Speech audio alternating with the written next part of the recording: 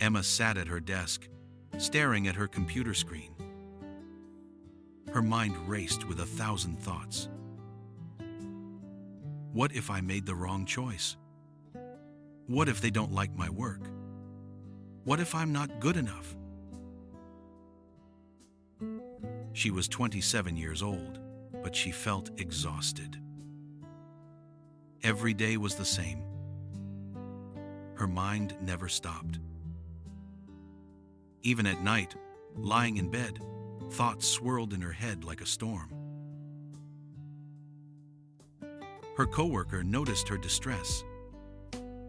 "Emma, you seem troubled," he said gently. Emma sighed. "My mind won't stop. I try to focus. I try to relax, but thoughts keep coming. It's like trying to see through fog." "I know someone who might help you," her coworker said. "There's an old woman named Helen who lives near the botanical garden. She used to be a university professor. Now she spends her days tending plants and helping people find peace. Maybe you should visit her." The next morning, Emma walked through the quiet streets until she found a small greenhouse beside the botanical garden. Through the glass walls, she could see an elderly woman watering plants with slow, deliberate movements. Emma knocked softly. The old woman looked up and smiled. Come in," Helen said warmly. "You look like someone carrying heavy thoughts." Emma stepped inside. The greenhouse was filled with green plants and the earthy smell of soil. Everything felt calm and quiet. "I can't stop my mind from racing," Emma said. "Every moment, new thoughts appear. Worries about the past, fears about the future.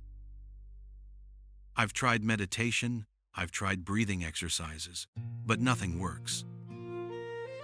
The more I try to clear my mind, the more chaotic it becomes." Helen listened quietly, her gentle eyes full of understanding. Then she walked to a shelf and picked up a glass jar. She filled it with water from a bucket nearby. "Watch," Helen said softly. She reached down and scooped a handful of soil from a pot.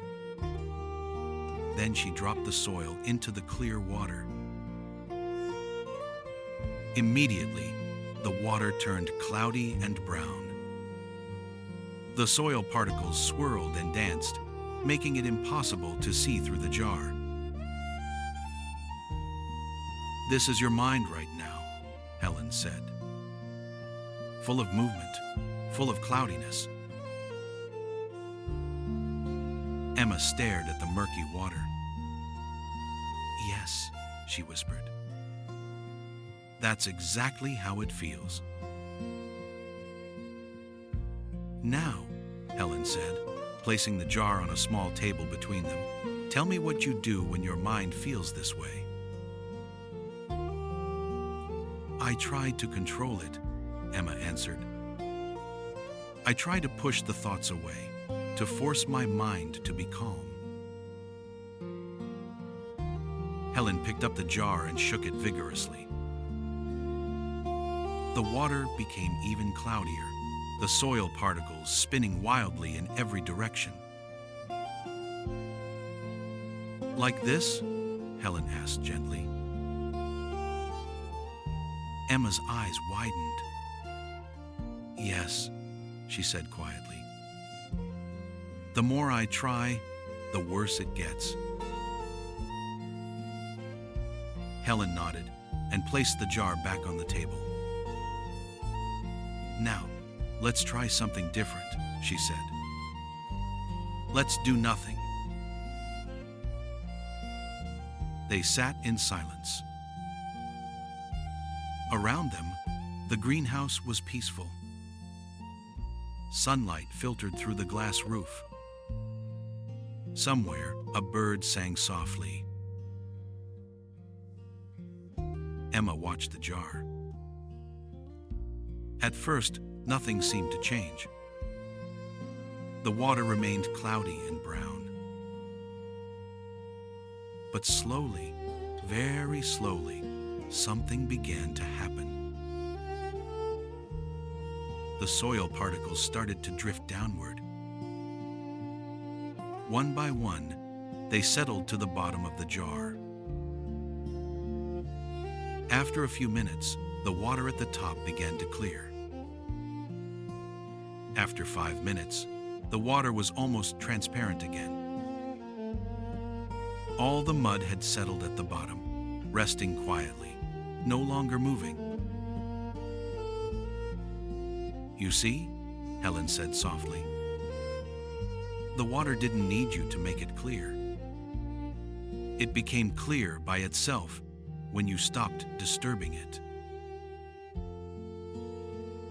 Emma felt something shift inside her chest. "So I don't need to fight my thoughts?" "No," Helen replied. "Fighting thoughts is like shaking the jar. The more you struggle against them, the more disturbed your mind becomes." She gestured to the now clear water. "Your mind, like this water, has a natural ability to settle. Thoughts will come like soil dropped into water. This is normal. This is life. But if you can simply observe them, without grabbing them, without fighting them, they will settle on their own." Emma stared at the jar, her reflection visible now in the clear water. "But how do I just observe?" she asked. "How do I not get caught up in the thoughts?" Helen smiled. "Start small," she said. "When a thought comes, imagine you are this jar. The thought is just one grain of soil. You don't need to shake the jar. You don't need to react. Just notice it. Just say to yourself, 'There is a thought.' Then wait, like we waited with this water." She picked up the jar and held it to the light. "Clarity is not something you create," Helen continued. "Clarity is what remains when you stop creating confusion." Emma felt tears in her eyes. For so long, she had been fighting herself, trying to force peace, exhausting herself in the struggle. "The mud doesn't disappear," Helen added gently. "It's still there, at the bottom. Your thoughts, your worries, they won't disappear either. But when they settle, they don't block your vision anymore. You can see clearly again. You can think clearly again." Emma nodded slowly. "So I don't need to be perfect. I don't need to have no thoughts. I just need to let them settle." "Yes," Helen said warmly. "Peace is not the absence of thoughts. Peace is the space you create by not fighting them." Before Emma left, Helen gave her a small glass jar with a cork lid and a tiny bag of soil. "When your mind feels cloudy," Helen said, "fill this with water, add a pinch of soil, and watch. Let it remind you, You don't need to do anything. You just need to be still. Emma walked home with the jar in her hands. That evening, when anxious thoughts began to swirl, she filled the jar with water and added the soil. She sat on her couch and watched.